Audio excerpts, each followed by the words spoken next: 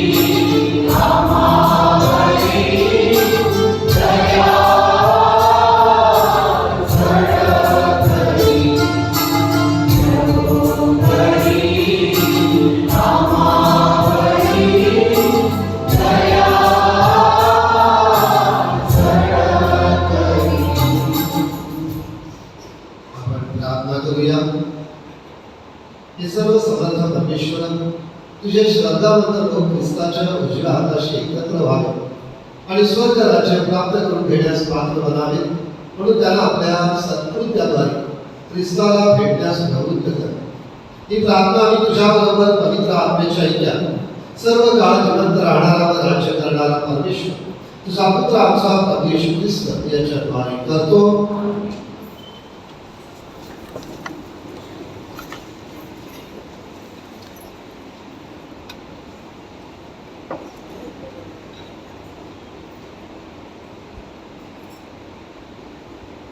यशया या पुस्तकातून घेतलेले वाचन. आमोसचा पुत्र यशया याला यहूदा आणि येरुशलेम याविषयी प्राप्त झालेली दृष्टांत वचन. शेवटच्या दिवसात असे होईल की परमेश्वराच्या मंदिराचा पर्वताच्या शिखरावर स्थापण्यात येईल आणि सर्व पर्वतावर तो उंच होईल. त्याकडे सर्व राष्ट्रातील लोक लोटतील, देशादेशातील लोकांचा झुंडी जातील आणि म्हणतील, चला परमेश्वराने आपले मार्ग आम्हाला शिकवावे आणि आम्ही त्याच्या मार्गाने चालावे. म्हणून आपण त्याच्या पर्वताकडे याकोबाच्या देवाच्या निवासस्थानी जाऊया. कारण सियोनेतून धर्मशास्त्र आणि येरुशलेमेतून परमेश्वराचे वचन निघेल. तो राष्ट्रांचा न्यायनिवाडा करेल, देशोदेशीच्या लोकांचा न्याय करेल आणि ते आपल्या तरवारी म्हणून त्याचे फाळ करतील, आपल्या मालांचा कोयता करतील. यापुढे एक राष्ट्र दुसऱ्या राष्ट्रावर तरवार उचलणार नाही, ते यापुढे युद्ध कला शिकणार नाही. याकोबाच्या घरांना चल, आपण परमेश्वराच्या प्रकाशात चालू. हा प्रभूचा शब्द आहे. प्रतिसाद स्तोत्र. आपला प्रतिसाद. चला आपण परमेश्वराच्या मंदिरात जाऊ. चला आपण परमेश्वराच्या मंदिरात जाऊ असे ते मला म्हणाले. तेव्हा मला आनंद झाला. हे यरूशलेम, तुझ्या वेशीला आमचे पाय लागले आहेत. आपला प्रतिसाद. चला आपण परमेश्वराच्या मंदिरात जाऊ. हे यरूशलेम, एकत्र जोडलेल्या नगरीसारखी तू बांधली आहेस. इस्रायलला घालून दिलेल्या निर्बंधाप्रमाणे तुझ्याकडे वंश, परमेश्वराचे वंश, परमेश्वराच्या नावाने उपवास स्मरण करण्यासाठी चढून येतात. आपला प्रतिसाद. चला आपण परमेश्वराच्या मंदिरात जाऊ. माझे बंधू आणि माझे मित्र याच्याकरिता तुझ्यामध्ये शांती बसो असे मी प्रार्थना करेन. परमेश्वर आमचा देव त्याच्या मंदिराकरिता आणि तुझ्या कल्याणाकरिता मी झटत जाईल. आपला प्रतिसाद. चला आपण परमेश्वराच्या मंदिरात जाऊ.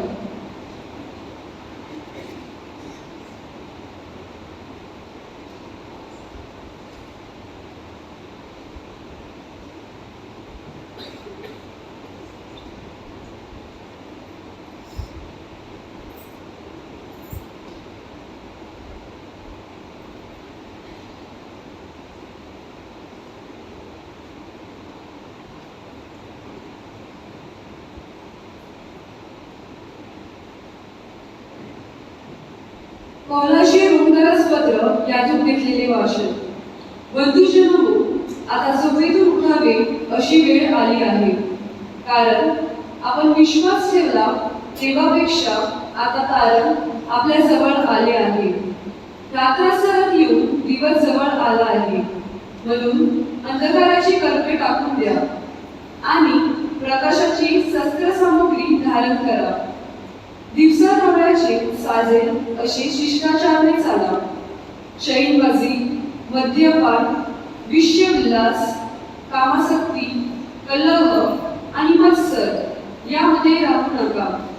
तर प्रभू येशू ख्रिस्ताला परिधान करा आणि देहवासना तृप्त करण्यासाठी तरतूद करू नका.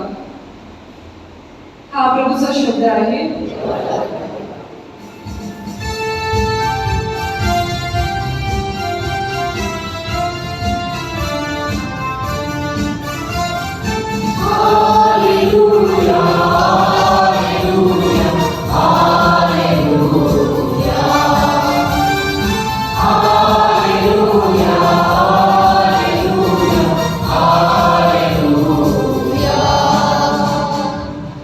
परमेश्वरा, तुझ्या दयेचा आम्हाला अनुभव दे. तू सिद्ध केलेले तारण आम्हाला प्रदान कर.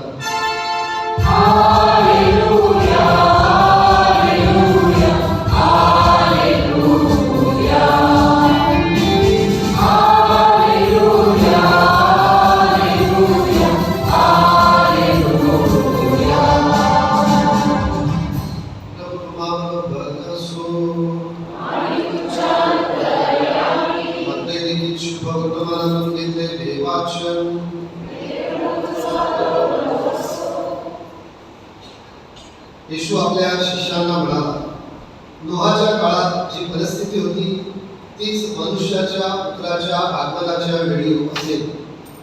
त्या काळी महापूर येण्याअगोदर म्हणजे नोहा गलबतावर चढला त्या दिवसापर्यंत लोक खात पीत होते, लग्न करीत होते, लग्न लावून देत होते. महापूर येऊन ते सगळे वाहून जाईपर्यंत त्यांना काहीच कळले नाही. मानवपुत्राचे आगमन होईल असेच आगमन होईल. शेतात दोघे असतील, एकाला घेतले जाईल आणि दुसरा मागे ठेवला जाईल.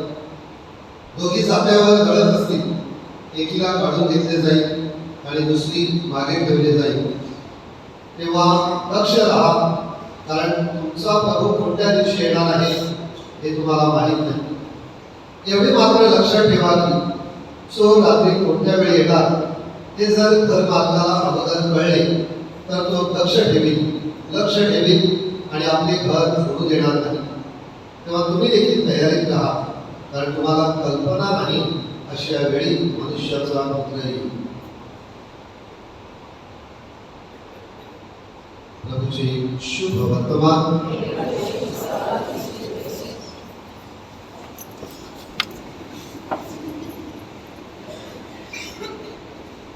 फोटोग्राफर्सना सूचना आहे, आता बसून राहा तुम्ही.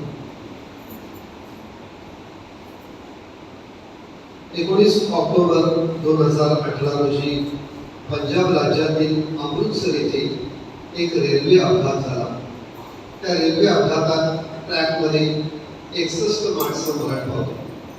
पुढे तो अपघात कसा झाला याविषयी विश्लेषण करण्यात आलं आणि तो जो रिपोर्ट आला त्या रिपोर्टमध्ये असं सांगण्यात आलं की त्या अमृतसरमध्ये एका ग्राउंडवर मोठा संध्याकाळच्या वेळेला उत्सव होता, सोहळा होता आणि त्याच ग्राउंडच्या बाजूने रेल्वे ट्रॅक जात होता. त्या ग्राउंडमध्ये गर्दी खूप होती आणि त्यामुळे लोकांनी ठरवलं की ट्रेन यायला अवकाश आहे तोपर्यंत ग्राउंडमध्ये गर्दी आहे, आपण रेल्वे ट्रॅकवर उभे राहू, ट्रेन आल्यानंतर बाजूला होऊ. आणि त्यामध्ये उत्सवात सहभागी होण्यासाठी जमले. रात्रीची वेळ होती, फटाक्याची आतिषबाजी झाली होती. इतक्या जोराने फटाके सुरू होते आणि डीजे सुरू होता. डीजेचा आवाज इतका जोरात होता, कानठळ्या बसणार होता की त्यानंतर एक्सप्रेस आली. एक्सप्रेसने हॉर्न दिला तरी त्या लोकांच्या कानात आवाज आला नाही, कारण एका बाजूला डीजेचा जोरात आवाज होता, दुसऱ्या बाजूला जोरात फटाक्याची आतिषबाजी सुरू होती. आणि त्यामुळे एक्सप्रेस जवळ आली तोपर्यंत लोकांना समजलं नाही आणि 61 लोक त्या रेल्वे ट्रॅकमध्ये मरण पावले. उत्सवामुळे, सोहळ्यामुळे, सेलिब्रेशनमुळे ते त्या विशिष्ट प्रकारच्या नशेत होते आणि लोक जीवाला मुकलेली आहेत. प्रिय मित्रांनो, आज आगमन काळाचा पहिला रविवार आहे. आजपासून आपण आगमन काळाला सुरुवात केलेली आहे आणि या आगमन काळात प्रभूची तयारी कशी करावी, त्याच्या येण्याची याविषयी दररोजची वाचनं आपल्याला मार्गदर्शन करत आहे. आणि आजची तिन्ही वाचनं आपल्याला विशेषरित्या दक्ष कसं राहावं, स्वागत कसं करावं, सज्ज कसं राहावं, जागरूक कसं राहावं याविषयी मार्गदर्शन करत आहे. आपण भारतीय लोक सोहळे, उत्सव प्रेमी आहोत. हे आपल्या भारतीय संस्कृतीचा एक कल्चरचा भाग आहे की आपल्याला सोहळे, उत्सव आवडतात आणि ती चांगली गोष्ट आहे. आपल्या दैनंदिन व्यस्त जीवनातून थोडेफार प्रमाणात सेलिब्रेशन झालं पाहिजे, सोहळे उत्सव झाले पाहिजेत आणि चार लोक एकत्र येऊन आपल्या सुखदुःखाची देवाणघेवाण झाली पाहिजे. हा आपल्या कल्चरचा भाग आहे, परंतु त्यासाठी एक विशिष्ट मर्यादा असते आणि हा संदेश याची तिन्ही वाचन आपल्याला देत आहे. याचं पहिलं वाचन यशया संदेश याच्या पुस्तकातलं आहे आणि यशया संदेश हा येशूच्या येण्याच्या 800 वर्ष अगोदर मार्गदर्शन करत आहे. आणि त्यावेळेला 800 वर्ष अगोदरची परिस्थिती होती ती फार बिकट होती, लोक संकटातून जात होती. अशा वेळेला यशया संदेश हा आशेचा संदेश देत आहे, लोकांना निराशेतून बाहेर काढत आहे. आणि म्हणून आगमन काळातली एडवर्ड रीचची पहिली मेणबत्ती ही आपण पर्पल कलरची पेटवलेली आहे, ही आशेचा प्रतीक म्हणून पेटवलेली आहे. त्या आगमन काळातली धर्मगुरूंची विधी वस्त्र ही जांभळ्या रंगाची असतात. हा जांभळा रंग आशेचा प्रतीक आहे आणि आपल्याला संकटावर मात करून, निराशेवर मात करून, अंधकारावर मात करून आशेने जीवन जगण्यासाठी हा संदेश आपल्याला यशया संदेशला देत आहे. आता दुसऱ्या वाचनाकडे जाऊया. संत पौल आपल्याला आज सांगत आहे की अंधाराची कलम टाकून प्रकाशाची सामुग्री धारण करा. आणि संत पौल सांगत आहे की जे काही शब्द वापरलेले आहेत, शिष्टाचाराने चाला, चैनबाजी, मद्यपान, विषयविलास, कलह, मत्सर यापासून दूर राहा. संत पौल काय सांगत आहे? चैनबाजी म्हणजे चंगळवाद, खाऊ पिऊ मजा करू, मद्यपान, नशाबाजी. त्या नशाबाजीमध्ये ज्वलंत विषय जे काही आहेत ते बाजूला राहतात. खरं तर नशाबाजी, मद्यपान हाच आपल्या वसईचा एक ज्वलंत विषय बनलेला आहे. विषय विलास, पुन्हा एकदा ख्याली खुशाली, मौज मजा, मला काही इतरांचं पडलं नाही आणि समाजाचं पडलं नाही. कलह, भांडणं, हेवेदावे, कोर्ट कचेऱ्या यामध्ये आपण व्यस्त आहोत. आणि मत्सर, द्वेष, दुसऱ्यांचं बरं झालेलं मला पचत नाही, पटत नाही, आवडत नाही, रुचत नाही, या सगळ्या गोष्टीपासून दूर जाण्यासाठी संत पौल आपल्याला दुसऱ्या वाचनाद्वारे पाचारण करत आहे. आणि आजच्या शुभ वर्तमानाकडे होईल. प्रभू येशू ख्रिस्त पुन्हा एकदा जागृत आणि सज्ज राहण्यासाठी आपल्याला जुन्या करारातला नोहाच्या काळातला संदर्भ देत आहे. आणि येशू आजच्या शुभ वर्तमानात सांगत आहे की नोहाच्या काळात काय परिस्थिती झाली, तीच परिस्थिती मानव पुत्राच्या आगमनाच्या वेळेला होईल. ही संदर्भ त्यावेळेचा लावलेला आहे आणि तो संदर्भ आजच्या काळात कसा तंतोतंत जुळत आहे. नोहाच्या काळात काय झालं तर जलप्रलय आला आणि जलप्रलयामध्ये अनेक लोक वाहून गेली. परंतु जलप्रलय येण्या अगोदर परमेश्वराने लोकांना सावध केला होता. परमेश्वराने नोहाची निवड केली होती आणि त्याला सांगितलं होतं की लोकांना सांग, हे संकट आपल्यावर येऊ घातलेलं आहे, त्या संकटातून बाहेर पडण्यासाठी तुम्हाला दक्ष राहावं लागणार आहे.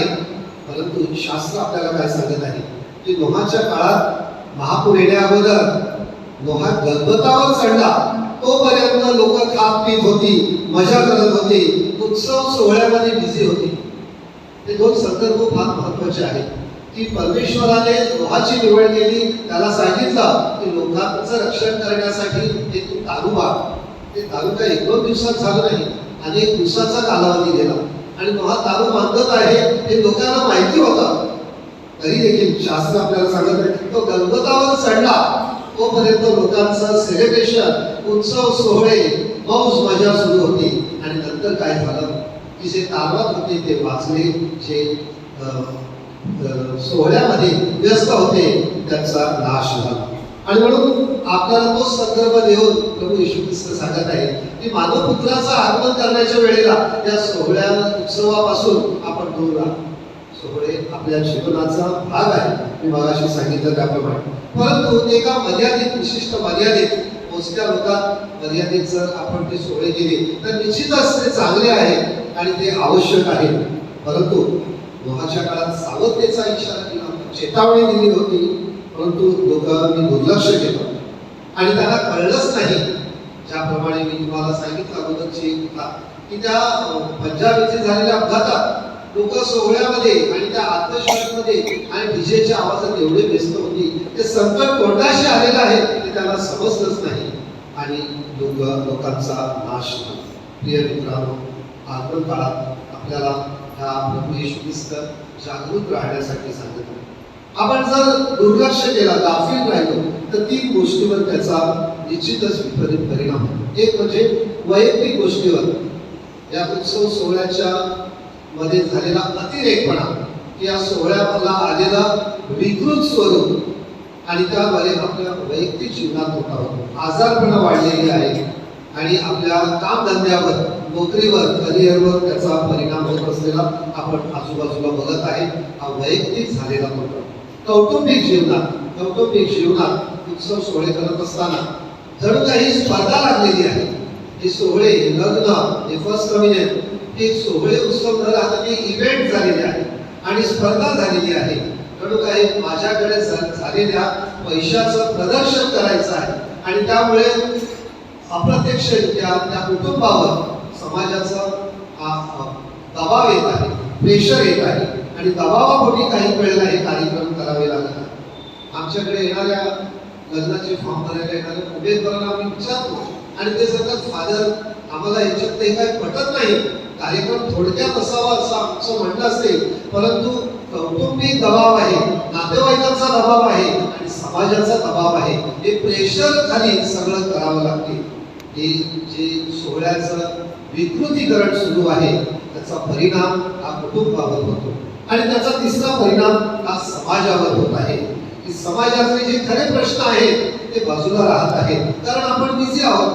या दिवसात जे उत्सव सोहळे सुरू झालेले आहेत त्या दिवसात जर कोणी एका सामाजिक प्रश्नावर, एखाद्या ज्वलंत प्रश्नावर जर सभा लावली तर कोण येणार नाही. पण रोज संध्याकाळचे जे सोहळे उत्सव आहेत तिथे मात्र गर्दीच्या गर्दी असते आणि बुफेच्या लाईनमध्ये तासन तास उभे राहतात. पण एखाद्या रस्त्याच्या किंवा एखाद्या दुसऱ्या ज्वलंत सामाजिक प्रश्नावर सभा लावली तर कोण येणार नाही. पण जेव्हा प्रश्न निर्माण होतो, उदाहरणार्थ पावसाळ्यात जुलैमध्ये वसई तुंबते आणि भरते, त्यावेळेला आपण बोलत असतो. पण जेव्हा एकत्र येण्याची गरज आहे तेव्हा आम्हाला वेळ नाही. आता आम्ही सोहळ्यामध्ये, सेलिब्रेशनमध्ये आमचे सगळ्या व्यस्त आहोत, बिझी आहोत आणि अशामुळे हा सामाजिक दुष्परिणाम या गोष्टीवर होत आहे आणि जे खरे प्रश्न आहेत ते बाजूला राहत आहेत. संकट आपल्या दाराशी येऊन ठेवलेलं आहे. ते संकट फक्त वैयक्तिक नाही, फक्त कौटुंबिक नाही, तर सामाजिक प्रश्न, सामाजिक देखील संकट आहे. हे आपल्या उंबरठ्यापर्यंत आलेलं आहे, परंतु आपण दुर्दैवाने एकत्र येत नाही आणि मग आपला नंतर जेव्हा खूप मोठा तोटा होतो तेव्हा आपल्याला समजून येते. आणि अशा वेळेला आजच्या 3 वाचनामध्ये आपल्याला सांगितलेलं आहे की प्रभूला परिधान करा, जागरूक राहूया, मर्यादित प्रमाणे सोहळे करण्यासाठी आणि सोहळ्याचं विकृतीकरण करण्यासाठी आपण प्रयत्न करूया. त्यासाठी ती वाचनं आपल्याला मदत करत आहे. आज मॅक्सवेल आणि फेडिसन लग्नाचा साक्रामेंट घेत आहे. आता थोड्या वेळानेच ते एकमेकाला वचनं देणार आहे आणि आपल्या वैवाहिक जीवनाच्या नव्या प्रवासाला सुरुवात करीत आहे. परमेश्वराच्या आशीर्वादात आणि आपल्या सगळ्यांच्या उपस्थितीत तो हा विधी, हा साक्रामेंट संपन्न होत आहे. त्या दोघांसाठी मॅक्सवेल आणि फेडिसन यांच्यासाठी आपण प्रार्थना करूया. संत पॉल सांगतो त्याप्रमाणे 3 गोष्टी यांच्या जीवनात सगळ्या गोष्टी महत्त्वाच्या आहेत. सगळ्यात प्रीती श्रेष्ठ आहे, प्रेम आणि विश्वास हा तुमच्या वैवाहिक जीवनाचा पाया असावा, यावर तुम्ही भर दिलं पाहिजे. त्यानंतर तुम्ही एकमेकांना खूप महागडी गिफ्ट द्या. एक्सपेन्सिव्ह गिफ्ट तुमच्याकडे खूप असतील, पण सगळ्यात महत्वाचं एकमेकांना देण्यासारखं असेल तर ते म्हणजे टाइम, वेळ आणि क्वालिटी टाइम. एकमेकांसाठी क्वालिटी टाइम राखून ठेवला पाहिजे, हे दुसरं महत्वाचं. And third and important thing, keep God as a centre of your life. परमेश्वर तुमच्या जीवनाचा केंद्रबिंदू असू द्या. कारण वैवाहिक जीवन आणि कौटुंबिक जीवनाला तुम्ही सामोरे जाणार आहात तेवढं सोपं नाही. बाहेर अनेक चॅलेंजेस आहेत आणि हे चॅलेंजेसचे दोन हात करण्यासाठी जर तुमचा प्रार्थनेचा आणि श्रद्धेचा पाया बळकट असेल, परमेश्वर तुमच्या जीवनाचा केंद्रबिंदू असेल, तर बाहेर आलेली संकट याच्याशी तुम्ही सहज तोडगा करू शकता. आणि म्हणून तुमच्या जीवनात प्रीती आणि विश्वास, एकमेकांना दिलेली वेळ क्वालिटी टाइम आणि परमेश्वर तुमच्या जीवनाचा केंद्रबिंदू असला तर तुमचं वैवाहिक जीवन अनेक वर्ष राहील. त्यामध्ये तिळ मात्र शंका नाही. तुमच्या मुलांसाठी आमच्या सगळ्यांच्या प्रार्थनामय शुभेच्छा.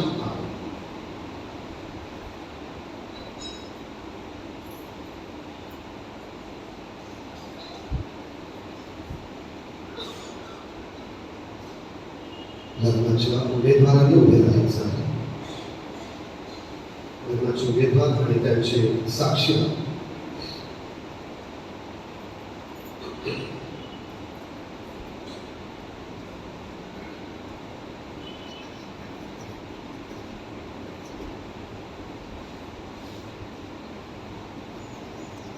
प्रिय मित्रांनो, ख्रिस्त सभेचे धर्मगुरू आणि सर्व उपस्थित मंडळी यांच्या समक्ष प्रभू परमेश्वराने तुमच्या परस्परावरील प्रेमावर शिक्कामोर्तब करावं आणि ते दृढ करावे, यासाठी तुम्ही चर्चमध्ये एकत्र आला आहात.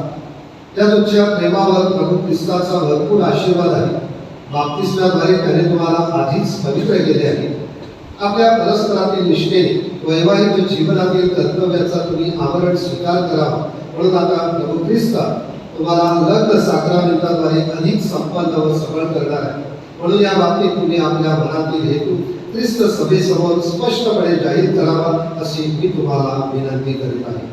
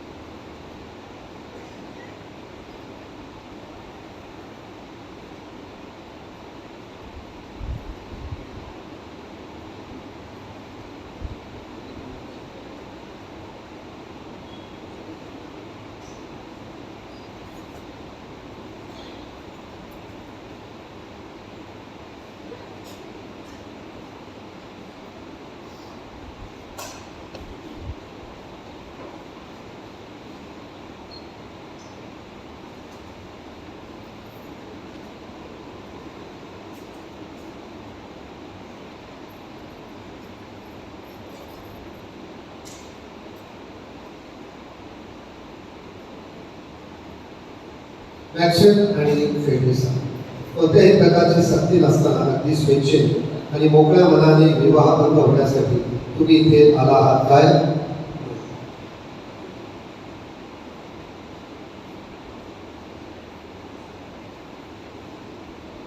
तुम्ही सर्व आयुष्यभर पती आणि पत्नी म्हणून एकमेकांवर प्रेम करण्यास आणि एकमेकांचा सन्मान करण्यास तयार आहात काय?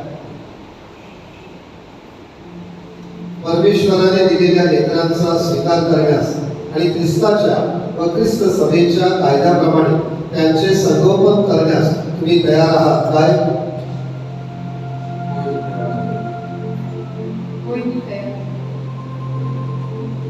विवाहबद्ध होण्याचा तुमचा हेतू असल्यामुळे आता तुम्ही एकमेकांची उजवे हात हातात घ्या आणि परमेश्वरासमोर व त्याच्या ख्रिस्त सभेसमोर आपली संमती जाहीर करा.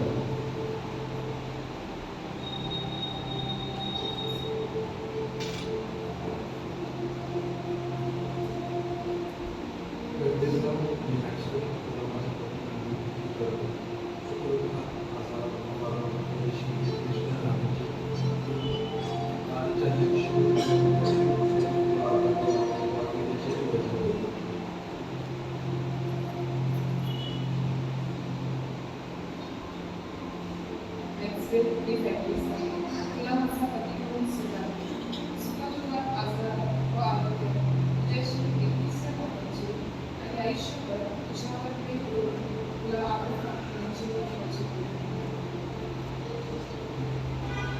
ख्रिस्त सभेसमोर आपण जी संपत्ती दर्शविली आहे ती परमेश्वर आपल्या दयेने पूर्ण करो व त्याचे कृपापूर्वक आशीर्वाद तुमच्यामध्ये पूर्णत्वास हो. जे परमेश्वराने जोडले आहे ते माणसाने तोडू नये.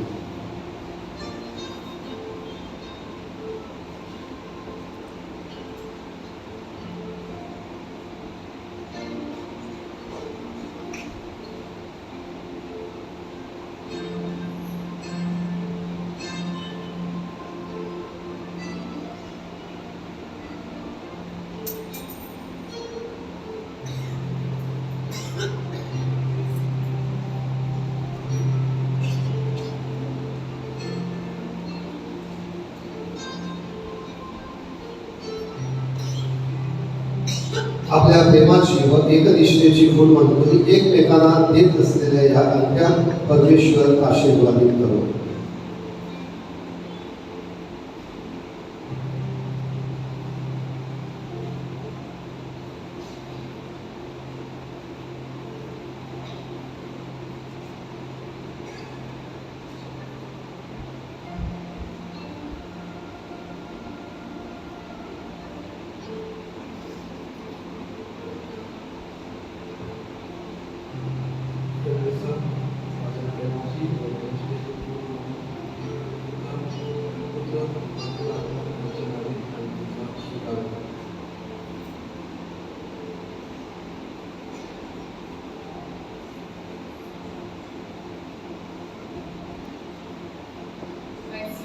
माझ्या प्रेमाची व एकनिष्ठेची पूर्ण पिता आणि पुत्र आणि पवित्र आत्मा यांच्या नावे व्याप्तीचा सुद्धा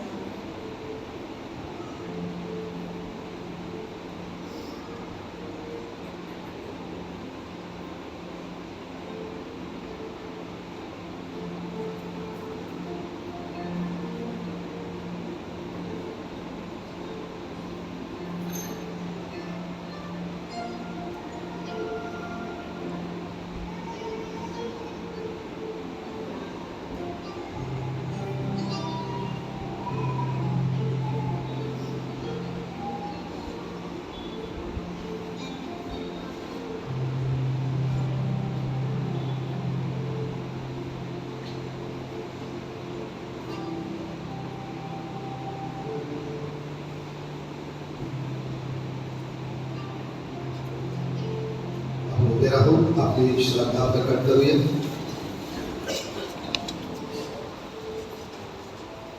स्वर्ग आणि पृथ्वी सर्व दृश्य अदृश्य वस्तू यांचा उद्धार करतात सर्व शक्तिमान परमेश्वर यावर मी श्रद्धा करतो आणि परमेश्वराच्या एकमेवाचा दाखवतो एकच प्रभू येशू ख्रिस्त यावर मी श्रद्धा करतो.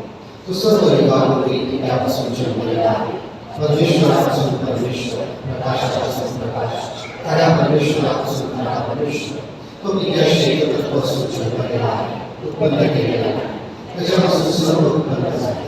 तो आम्हा मानवासाठी यांच्या कार्यासाठी स्वर्गात उतरला आणि त्याने पवित्र आत्म्याच्या योगाने तुम्हाला वेळेपासून शरीर धारण केले आणि तो मनुष्य झाला. आम्हासाठी त्याला खुशी दिली. तो निघाल्याच्या आत्म्याने भोगवले. तो अनुभवाला आणि त्याला भेटला.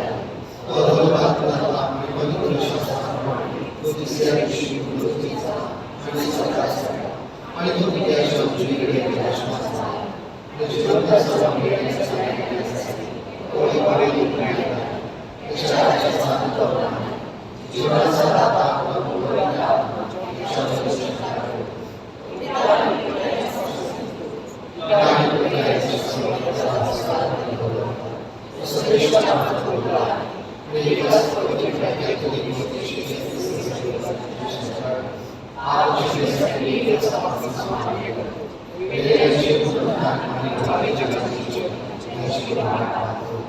श्रद्धावंतांच्या प्रार्थना विनंती आपण प्रभूच्या भेटीला प्रत्येक प्रार्थनेनंतर आपलं उत्तर असेल प्रभू आमची प्रार्थना आपले भाऊ गिओ बिशप थॉमस धर्मगुरू व ग्रंथस्नेहांना भाविकासह प्रभूच्या पुन्हा येण्याची तयारी करण्यास पवित्र आत्म्याचे कृपादान व चांगले आरोग्य लाभावे म्हणून आपण प्रार्थना करूया. आपल्या सर्व राजकीय नेत्यांना व अधिकाऱ्यांना देशाचा विकास व कल्याणासाठी झटण्यास प्रेरणा मिळावी व त्याद्वारे आपल्या देशाचा अधिकाधिक विकास व्हावा म्हणून आपण प्रार्थना करूया.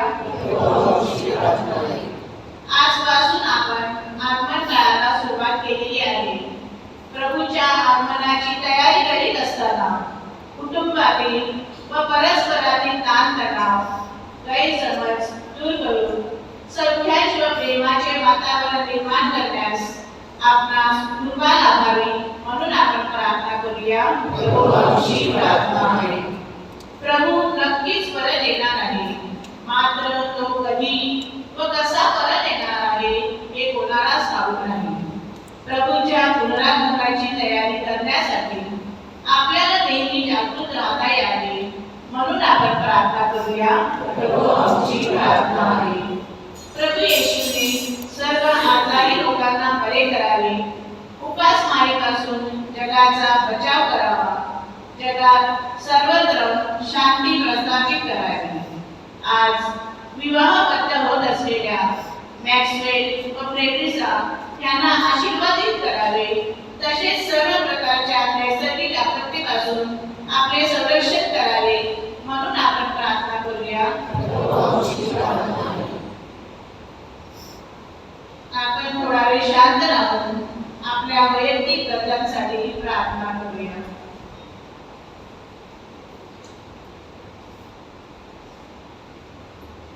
हे सर्व समर्थ परमेश्वर आम्ही या विनंत्या तुझ्या चरणापाशी ठेवलेल्या आहेत. आमच्या श्रद्धेतील उणीवा तुझ्या प्रेमाने भरून काढ व आम्हाला आशीर्वादित कर. ही प्रार्थना आम्ही प्रभू ख्रिस्ताद्वारे करतो.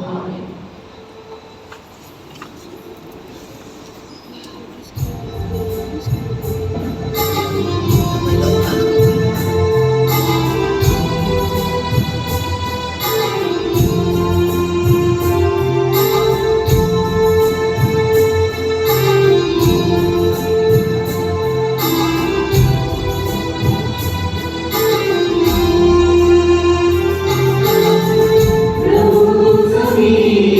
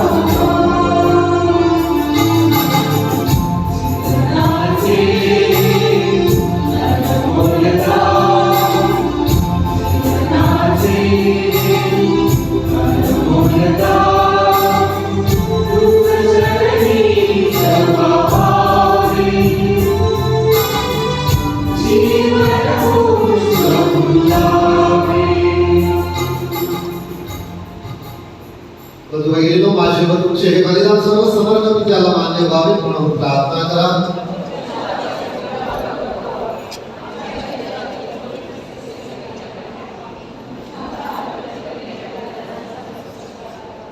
हे प्रभू, तू आम्हाला दिलेल्या दानामधूनच आम्ही आणलेल्या या अर्पणाचा स्वीकार कर आणि तुझ्या कृपेने आम्ही भक्तिभावाने ते साजरा करीत असलेल्या रहस्याबद्दल आम्हाला शाश्वत आदराचे प्रतिफळ प्राप्त हो. ही प्रार्थना आम्ही प्रभू ख्रिस्ताद्वारे करतो.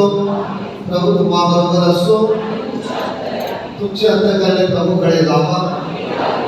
प्रभू आपला परमेश्वर याचे आभार मानूया. हे प्रभू, पवित्र पित्या, सर्व समर्थ शाश्वत परमेश्वरा, आमच्या प्रभू येशू ख्रिस्ताद्वारे आम्ही तुझे नित्य व सर्वत्र आभार मानावे ते योग्य व धारणदायक आहे. कारण आम्हासाठी नम्रता धारण करून प्रभू येशू मनुष्य झाला आणि तुझी अनाधिकारिक योजना त्याने पूर्ण केली व आमच्या तारणाचा मार्ग मोकळा केला. आपल्या वैभवाने तो पुन्हा येईल आणि अभिवचन दिलेल्या तारणात आम्हाला सहभागी करेल. त्या आशेने आम्ही त्याच्या आगमनाची वाट पाहत आहोत. आणि म्हणून स्वर्गातील दूत व महादूत, सत्ता आणि अधिसत्ता, शक्ती आणि सामर्थ्य यांच्यासह आम्ही तुझा गौरव मानतो.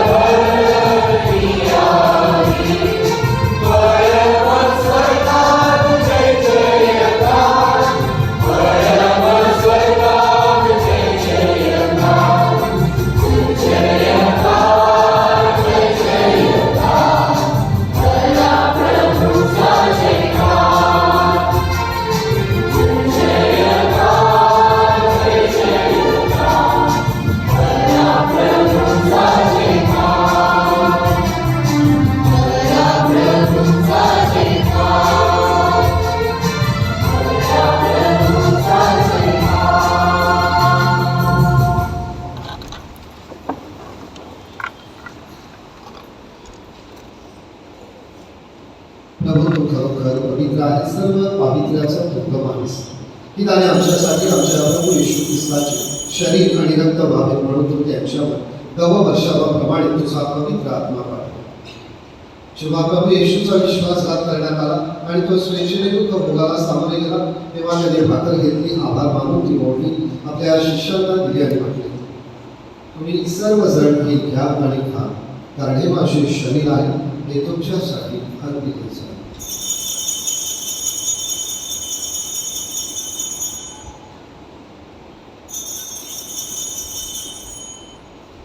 भोजन झाल्यानंतर प्रभू येशूने प्याला घेतला, पुन्हा तुझे आभार मानले, तो प्याला आपल्या शिष्यांना दिला आणि म्हटले, तुम्ही सर्वजण हा घ्या, माझ्याबरोबर घ्या, कारण हा माझ्या रक्ताचा प्याला आहे, नव्या व शाश्वत कराराचे हे रक्त आहे, हे तुमच्या आणि पुष्कळांच्या पापक्षमेसाठी ओतले जाईल, हे माझ्या आठवणीसाठी.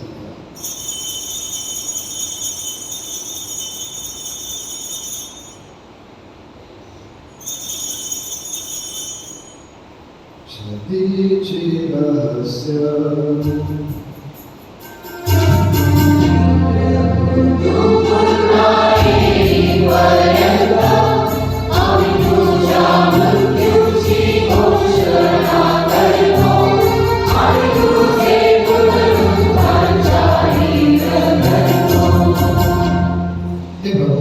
मरणाची व पुनरुत्थानाची स्मृती साजरी करीत असताना आम्ही तुला जीवनाची भाकर व तारणाचा प्याला अर्पण करतो.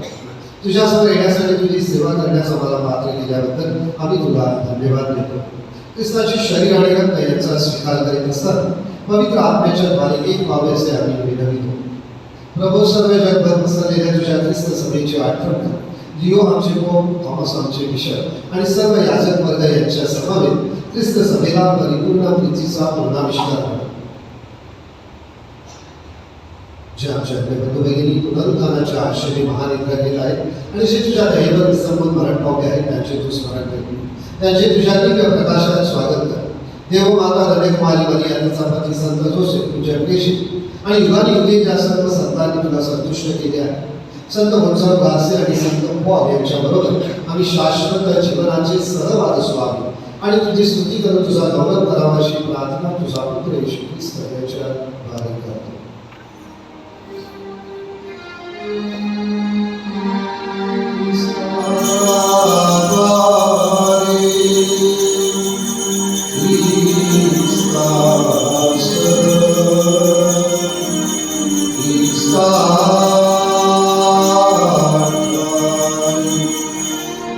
पवित्र आत्म्याच्या ऐक्या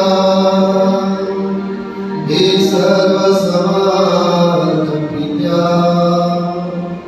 नम्र तुझ्या पायी तुझा सन्मान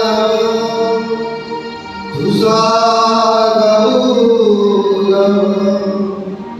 सदा सर्वदा हो तुझा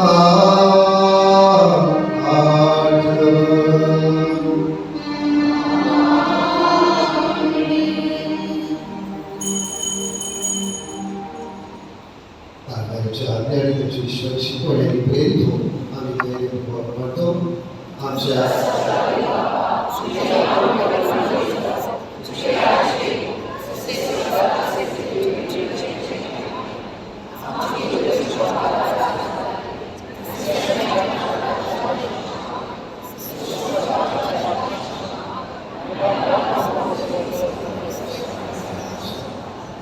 वधूवरांमध्ये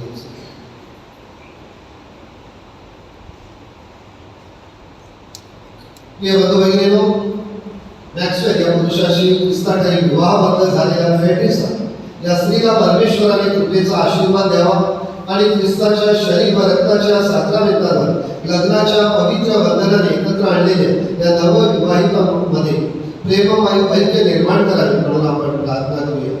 हे स्वर्गातील पित्या, तुझ्या सामर्थ्याने तू सर्व काही शून्यातून निर्माण केले आहेस. प्रारंभी तू विश्वाची निर्मिती केलीस आणि माणसाला स्वतःच्या प्रतिमेप्रमाणे घडवलीस. एकमेकांना सहकार्य करण्यासाठी तू स्त्री व पुरुषाची निर्मिती केलीस.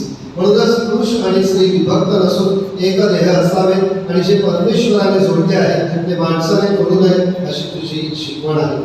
हे परमेश्वरा, तू लग्नाचे बंधन एका महान रहस्याद्वारे आशीर्वादित केलेले आहे. लग्नाचा करार ख्रिस्त व ख्रिस्त सभा यांच्या साक्रामेंटाचे प्रतिबिंब आहे.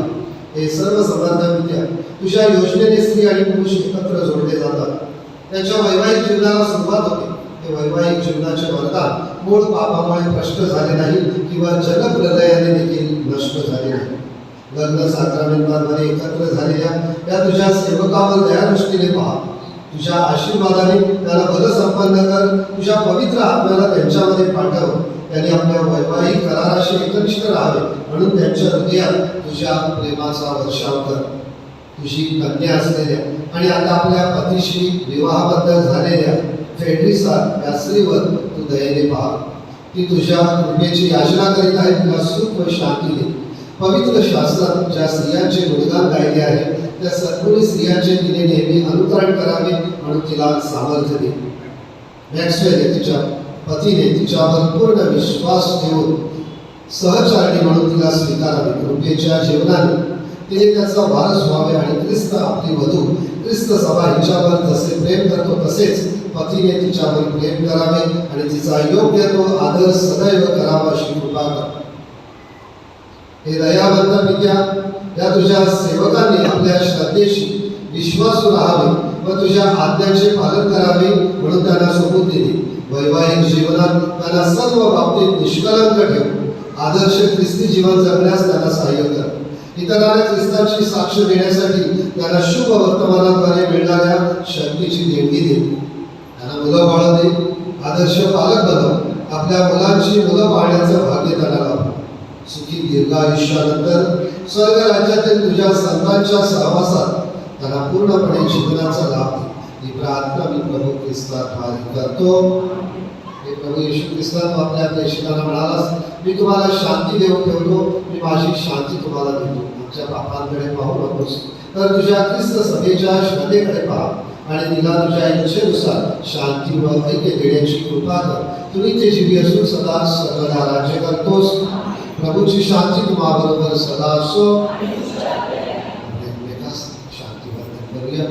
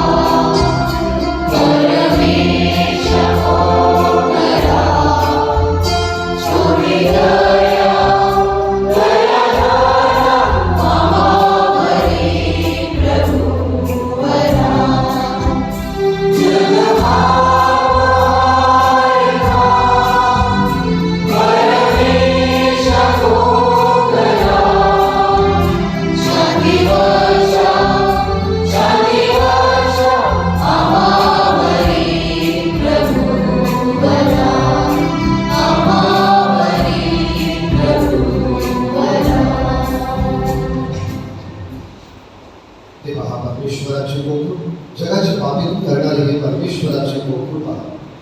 तुझ्या भोजनास बोलावलेले आपण धन्य. प्रभो तुम्हाला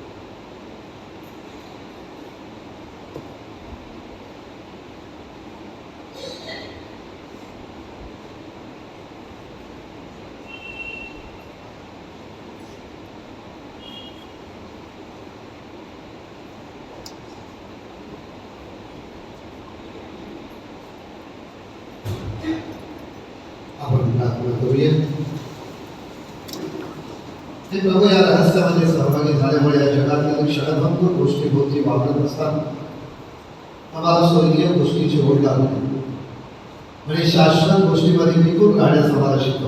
ही प्रार्थना आम्ही प्रभू ख्रिस्ताद्वारे करतो.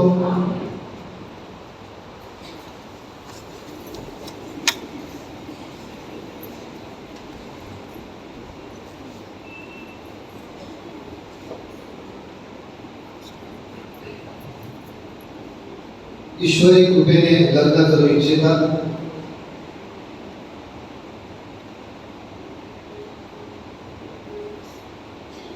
लिनेट निकुला, श्री मार्शल बसव, आग्नेस निकुला राहणार गोटेवाड नानपाट यांची अविवाहित मुलगी आणि नेविल परेरा, श्री लिओ बसव, जोसफिन परेरा राहणार मोठी सरबडी दास यांचा अविवाहित मुलगा. क्लेटन तुस्कानो, श्री मोजेस बसव, बबिता तुस्कानो राहणार भाटी नानपाट यांचा अविवाहित मुलगा आणि सलोनी लोपिस, श्री जॉन बसव, सुनीता लोपिस राहणार कोलभाग नंदका यांची अविवाहित मुलगी. सविता पिल्लई, स्वर्गवासी सुरेश व श्रीमती ललिता पिल्लई राहणार नाळा नानपाट यांची अविवाहित मुलगी आणि फ्रँक मिरांडा, स्वर्गवासी डॉमिनिक व श्रीमती फिलोमिना मिरांडा राहणार जोसगर उमराळे यांचा अविवाहित मुलगा. या लग्नाची पहिली घोषणा आहे. या लग्नामध्ये कोणतेही हरकत किंवा अडथळा असल्याचे आपल्याला माहिती असल्यास चर्चच्या धर्मगुरूंना कळवणे ही आपली जबाबदारी आहे. 30 नोव्हेंबर 2025 आगमन काळातील पहिला रविवार. आजची उपासना चिंचोडी गाव परिवाराने आणि आजच्या वधूवरांनी केली, त्यांना धन्यवाद. पुढच्या रविवारची उपासना भाटी गाव परिवाराची असेल. शुक्रवार 5 डिसेंबर महिन्याचा पहिला शुक्रवार. फादर सिस्टर्स गावात आजाऱ्यांना कबिनेट घेऊन येथील कुटुंबियांनी त्यांची योग्य ती तयारी करायची आहे. शुक्रवार 5 डिसेंबर संध्याकाळी 7:30 वाजता पॅरिश काउन्सिल, युवक युवतींचे कार्यकारी मंडळ, प्रार्थना संघाचे सभासद आणि संडे स्कूलचे टीचर्स यांची संयुक्त सभा आयोजित केलेली आहे. कृपया वेळेवर उपस्थित राहावे. नाताळ सणाची पूर्व तयारी म्हणून यावर्षी आपल्या पॅरिशमध्ये आपण कार्निवलचे आयोजन केलेले आहे.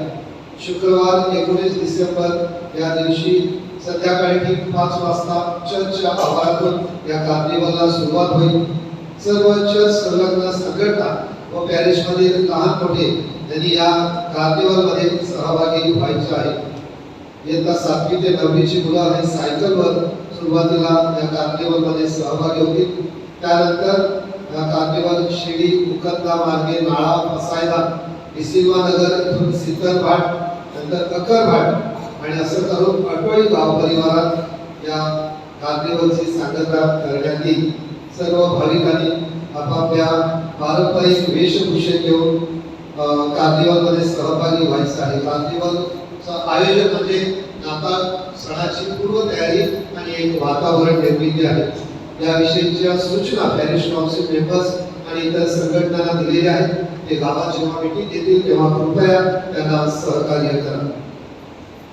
नाताळ सणाची इतर तयारी आपापल्या गाव परिवारात दरवर्षीप्रमाणे आपण जे गोठे तयार करतो ते गोठे तयार करण्यासाठी पॅरिश काउन्सिल मेंबर्स आणि सेवक त्यांनी एकत्र येऊन करतील. कृपया त्यांना सहकार्य करा. त्यावेळेला पर्यावरणपूरक म्हणजे इको फ्रेंडली गोठे बनवण्यावर आपला भर असू द्या. त्याचप्रमाणे जी नाताळची इतर तयारी आहे, आपल्या घरामध्ये घराला आपण रोषणाई करतो किंवा आपल्या घरामध्ये स्टार लावतो. एक वेळेला असं दिसून येते की शेवटच्या दिवशी 24 तारखेला विसाला जायच्या अगोदर कुठेतरी दुकानात आपण लाईटिंग आणतो, स्टार आणतो आणि लावतो. तर ती फक्त औपचारिकता झाली. आपण सणाची तयारी खूप अगोदरपासून करायला पाहिजे. आजपासूनच आज घरी गेल्यानंतर आपले जे स्टार लाईटिंग काय असेल ते काढा आणि आपल्या घराला रोषणाई करा किंवा ते स्टार लावायचे आहे. आपण युरोपमध्ये बघितलं तर 3-3 महिने अगोदर नाताळ सणाची तयारी केली जाते. त्यामुळे शेवटच्या क्षणापर्यंत थांबू नका. आजपासूनच आपल्या घराची आणि आपल्या अंतःकरणाची देखील अशी रोषणाई करूया. आपल्या पॅरिसचं बुलेटिन परिवर्तन या आगामी अंकासाठी पुढील विषयावर 300 शब्दापर्यंतचे लेख मागवत आहोत.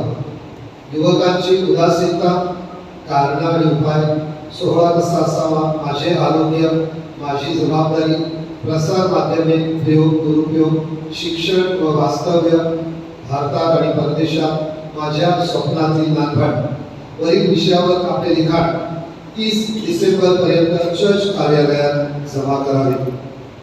आज आपल्या पॅरिशमध्ये 4 वधूवरांची लग्न होत आहेत. 2 संध्याकाळी आहेत. आज एक लग्न लागलं. त्या 4पैकी 2 मुली दुसऱ्या पॅरिशमध्ये जात आहेत आणि 2 मुली दुसऱ्या पॅरिशमधून आपल्या पॅरिशमध्ये येत आहेत. आपला तसा काही तोटा नाही, बरोबर होत आहे. तर आपली कुणी मुलगी भेटदिसा दुसऱ्या पॅरिशमध्ये जात आहे आणि त्याप्रमाणे इथे ऍक्टिव्ह होतील, त्याचप्रमाणे तिथे देखील चर्चा कार्यात देखील सहभागी राहील अशी आमची अपेक्षा आहे. त्या सर्व आज विवाहबद्ध झालेल्या तुमच्या सगळ्या आमच्या दोन्ही फादरांतर्फे सिस्टरांतर्फे प्रार्थनामय शुभेच्छा. तुमचं वैवाहिक जीवन सुखी समाधानी आनंदी राहो हीच आमची शुभेच्छा सदिच्छा तुमच्या बरोबर राहील. मागील रविवारचे दान 46,450 झाले. बुधवारचे दान 11,250. विन्सेंट डी पॉलसाठी 5,000 रुपयाची देणगी अनामिक आणि सॅबिट आयस यांच्याकडून 10,000 रुपयाची देणगी विन्सेंट डी पॉलसाठी आलेली आहे. आपल्या अवतार्याबद्दल धन्यवाद. 2 मिनिटे बसूनच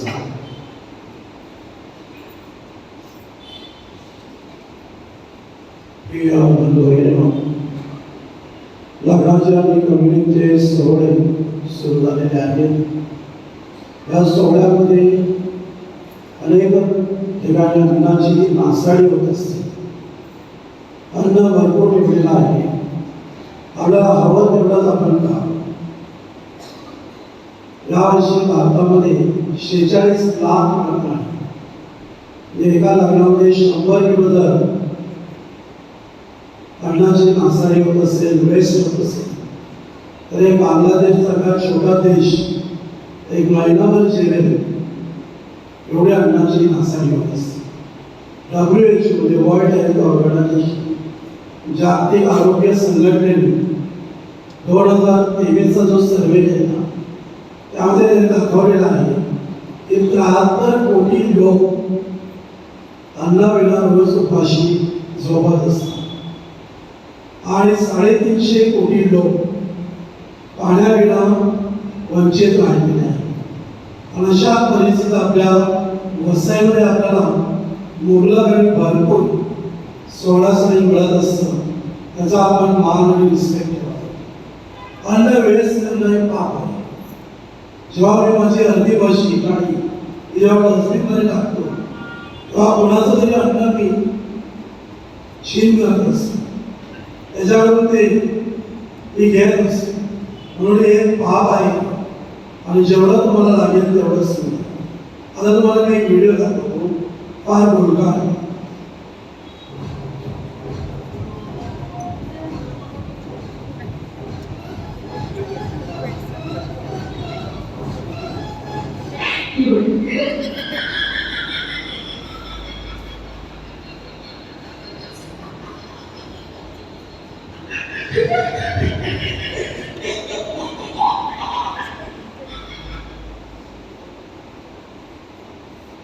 आपल्याला हसण्याची गोष्ट वाटते. व्हिडिओमध्ये हसण्याची गोष्ट दाखवलेली आहे, पण प्रत्यक्षात ती खूप सामाजिक आध्यात्मिक असं प्रबोधनाचा हा व्हिडिओ आहे. तर मला पण वाटतं की 10 बायका आणि 10 पुरुष प्रत्येकजण डस्टबिनच्या बाजूला उभे राहिले तर आपल्याला असं काहीतरी करता येईल. त्यामुळे अन्नाची नासाडी करू नका. अन्न जेवढं तुम्हाला हवं आहे तेवढं तुम्ही खा. घरदाराने तिथे भरपूर वाढून ठेवलेलं आहे.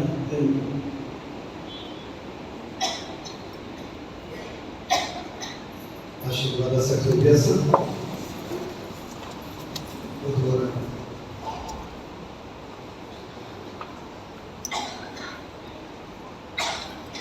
प्रभू ख्रिस्ताची शांती तुम्हाबरोबर आणि तुमच्या घरात सदैव राहावी. म्हणून सर्व समर्थ परमेश्वर पिता तुमचे एकमेकावरील प्रेम दृढ ठेवो. तुमची मुलं तुम्हाला धन्यवाद देऊ, मित्राकडून तुम्हाला सांत्वन लावो आणि सर्व लोक तुमच्याबरोबर शांतीने राहोत. परमेश्वरी प्रेमाच्या या जगातील तुम्ही साक्षीदार बना. दुःखी कष्टी आणि गरजू लोकांना तुमच्या उदार मैत्रीचा लाभ हो आणि त्याद्वारे स्वर्गीय आनंदात तुम्हाला सहभाग मिळो. प्रभू तुम्हाला असो.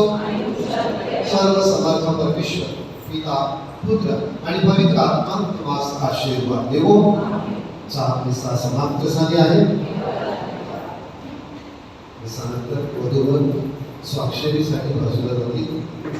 स्वाक्षरी झाल्यानंतरच वधूवरांना अभिनंदन करण्यासाठी यायचं.